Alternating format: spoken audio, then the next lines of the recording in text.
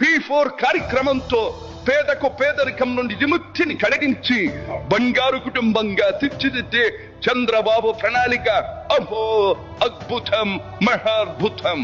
శాతవాహన సామ్రాజ్యానికి ఒకప్పటి రాజధాని నగరంగా బాసిల్లిన అమరావతి పేరిట నేడు నిర్మాణం జరుపుకుంటున్న ఆంధ్రుల రాజధాని నగరం దేవేంద్రుడు సైతం అసూయ పడేలా, మయూరి సైతం అప్పుల పడేలా రూపుదిద్దుకోవాలని మనసారా దీవిస్తున్నాను.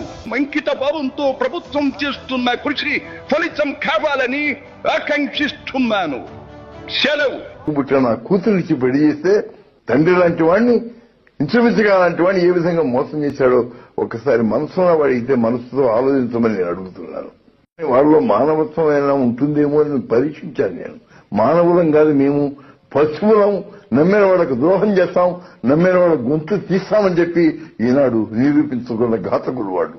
చరిత్ర మరవదు, ఎప్పుడూ జరిగింది.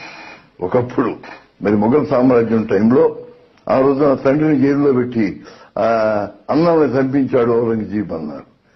ఈనాడు అదే విధంగా చంద్రబాబు నాయుడు ఏ విధంగా తన తండ్రి లాంటి ఎన్టీ రామారావుకి ద్రోహం చేశాడు కేవలం పదవి కోసం, ఏ విధంగా ఆత్మని అమ్ముకున్నాడు, ఏ విధంగా మానవత్వాన్ని చంపుకున్నాడు అనేది నిదర్శనం. సాక్షాత్తు ఇది శాశ్వతంగా ఉంటుంది.